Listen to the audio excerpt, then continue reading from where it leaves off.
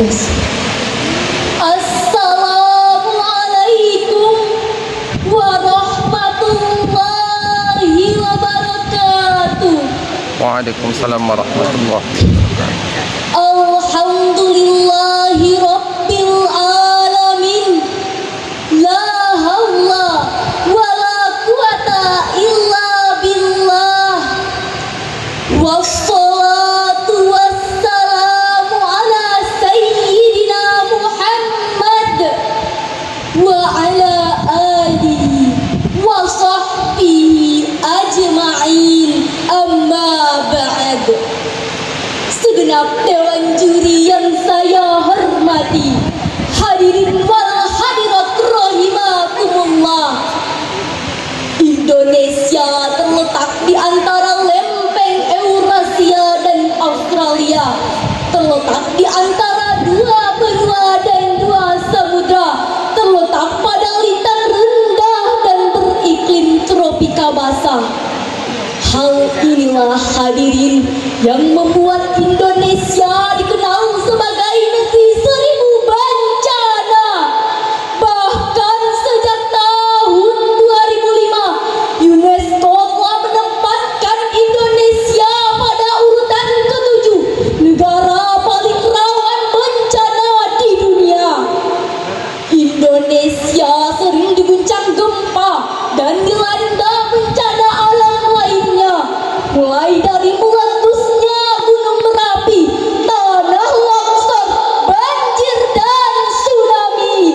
Bahkan sejak Maret 2020, Indonesia juga diuji dengan wabah mematikan. Virus corona melanda negara, menewaskan ribuan jiwa, menyebar tanpa terlihat wujudnya. Di saat yang sama, ketika Indonesia darurat corona, bencana alam terus menimpa. Gempa bumi di Sukabumi, sinabung mengamuk lagi, erupsi Gunung Merapi, likuifaksi di Palu, Sulawesi, banjir dan longsor di sejumlah wilayah NKRI. Hadirin, sebagai warga yang tinggal di daerah rawan bencana, kita harus menjadi masyarakat siaga. Tak hanya menunggu bencana tiba, tapi harus tahu solusi pencegahannya. Sebab alam yang Allah Ta'ala ciptakan berjalan menurut hukum fisikanya. Jika alam berulah, maka tangan manusialah penyebabnya. Untuk itu, membangun masyarakat sadar bencana demi masa depan Indonesia adalah judul pidato yang akan saya bahas pada kesempatan ini sebagai rujukan Al-Quran Surah Ar-Rum ayat 41. Bismillahirrahmanirrahim. Zoharul fasadu fil barri wal bahri bima kasabat aydin nas liyudhiqahum ba'dalladhi amilu la'allahum yarji'un. Telah tampak kerusakan di darat dan di laut disebabkan perbuatan tangan manusia. Allah menghendaki agar mereka merasakan sebagian yang mereka perbuat, agar mereka kembali ke jalan yang benar. Hadirin, makna al-fasad menurut Qatadah dan As-Suddi sebagaimana yang dinukilkan Syekh Al-Qurtubi dalam tafsir Al-Jami' li Ahkamil Quran juz 14 halaman 33. Al-fasad adalah sebuah kesyirikan dan ia merupakan kerusakan yang paling besar. Dengan demikian hadirin, kejayaan yang dibangun manusia di desa dan di kota, di darat maupun di laut, seringkali merusak keseimbangan alam, bahkan menghancurkan kehidupan. Inilah yang ditegaskan Buya Hamka dalam tafsir Tafsir Al-Azhar juz 21 halaman 94. Allah menjadikan manusia khalifah. Hendaklah kamu jangan terpesona dengan bangunan bertingkat menjulang langit, karena tidaklah dikatakan pembangunan jika jiwa manusia makin jauh dari Tuhan. Tidaklah dikatakan kejayaan jika hidup tak berperi kemanusiaan. Betul hadirin? Betul. Hadirin, inilah yang dilakukan manusia, menguras hasil alam tanpa belas kasihan, merusak ekosistem di luar batas kewajaran. Kita yang membakar hutan ketika ISPA menyerang kita, kenapa kita salahkan Tuhan? Kita yang membabat hutan ketika longsor menerjang, kita bilang ini kemarahan Tuhan.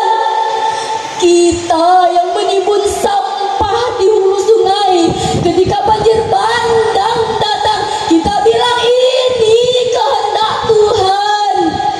Sadarkah kita hadirin, kita hanya menyalahkan Tuhan atas apa yang kita perbuat. Nauzubillah. Hadirin, lantas apakah yang harus kita lakukan untuk menjaga kelestarian alam? Sebagai jawabannya, mari kita simak firman Allah dalam Al-Quran surah Al-A'raf ayat 56 yang artinya, dan janganlah kamu berbuat kerusakan di bumi setelah diciptakan dengan baik. Berdoalah kepada Allah dengan rasa takut dan penuh harap. Sesungguhnya rahmat Allah sangat dekat dengan orang yang berbuat kebaikan. Dengan demikian hadirin, tugas kita sebagai manusia adalah menjaga keseimbangan alam, memperbaiki kerusakan, dan menjaga kelestarian. Mari kita saling mengingatkan, mari kita bergandeng tangan. Let's nurture the nature so that we can have a better future. Mari kita pelihara alam untuk kebaikan di masa depan. Setuju? Setuju. Hadirin, sebagai kesimpulannya, pertama, kondisi geologis, geografis, dan demografis Indonesia membuat negara ini dikenal sebagai laboratorium bencana. Namun, penyebabnya bukan faktor alam semata, tapi juga ulah keserakahan manusia. Kedua, kita dituntut untuk menyelamatkan nyawa kita dan keluarga. Mari jadikan alam sebagai sahabat agar membawa manfaat dan terhindar dari mudarat. Ketiga, pemerintah harus bersikap tegas kepada oknum perusak alam tanpa diskriminasi kepada rakyat Indonesia. Mari kita cintai bumi Indonesia. Marilah kita berdoa kepada Allah. Allahumma dfa'na al-ghala wal-bala wal-waba fid dunya khususah fi baladina Indonesia. Allahumma dfa'na al-ghala wal-bala wal-waba fid dunya khususah fi baladina Indonesia. Ihdinas siratal mustaqim. Wassalamualaikum warahmatullahi wabarakatuh. Waalaikumsalam warahmatullahi wabarakatuh.